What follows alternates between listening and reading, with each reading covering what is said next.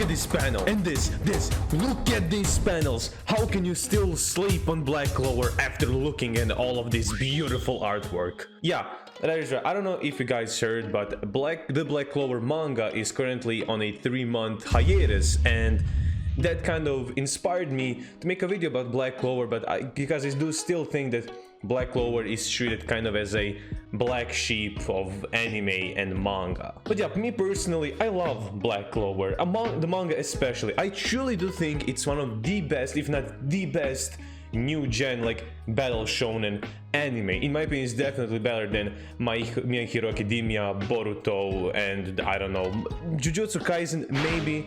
Not really sure, but yeah, like it's really special, and I do want people to give it a shot, because you've seen the panels in the beginning. Let's start out with artwork.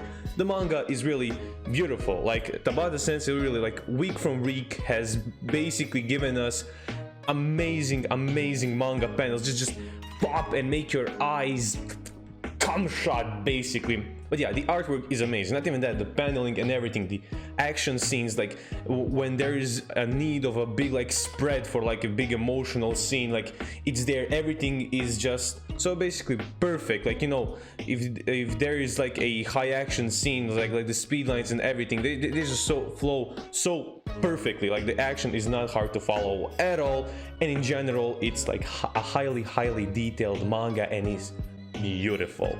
But not only that, like, you know, because Black Clover, if you don't know, it's basically about this guy named Asta who doesn't have magic in a world where everybody has magic, and he wants to become basically the Hokage of those magicians, the Wizard King.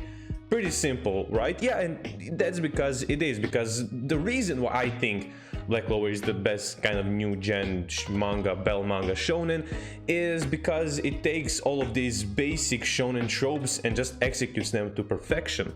Like, another thing why Black Clover is just so amazing and so enticing is its side characters. It has abundance of side characters in it, of both the Black Bulls, kind of the magic group, the magic book club that they now that I think about it, yeah, basically all the Magic Knight squads are a book club technically, because they're Grimoires.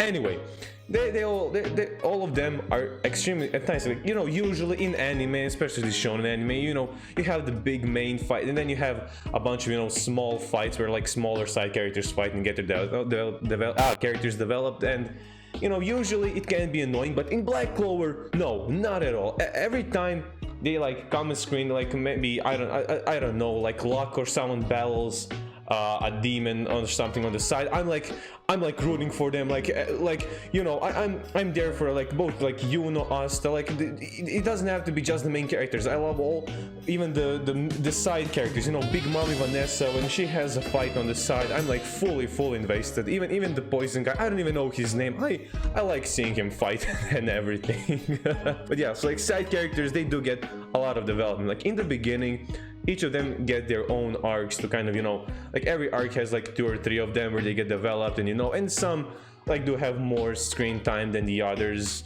but yeah, in general they all have their own like really distinct personalities, and they really do feel like fully fleshed out characters. But you know, putting them aside, you still have our main man Asta himself, because you know, Asta, he has quite a bad reputation. Like, his screams still echo in my mind from the first few episodes of the anime adaptation.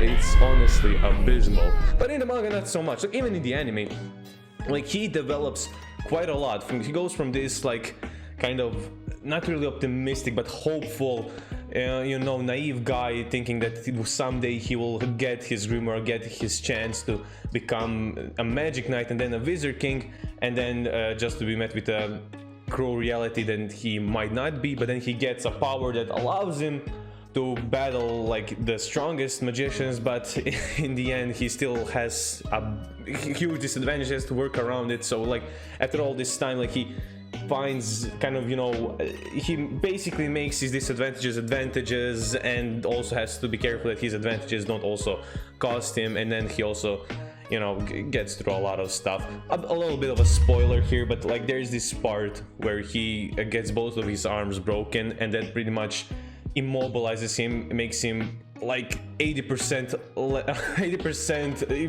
debuff. Like he can only use his swords, which is his kind of main thing with anti-magic, with his mouth. And you know, he has this moment of like depression and just like, you know, pure like a black abyss. But then he like says, no, you know what, this is the last time you'll feel sorry for yourself. Go out there and fix yourself. Like how can you hate that man? And even like these recent chapters, like you see him, he doesn't give up. Like he always screams like, not giving up is my magic. And you watch that and you're like, oh man, how can you not get behind this guy?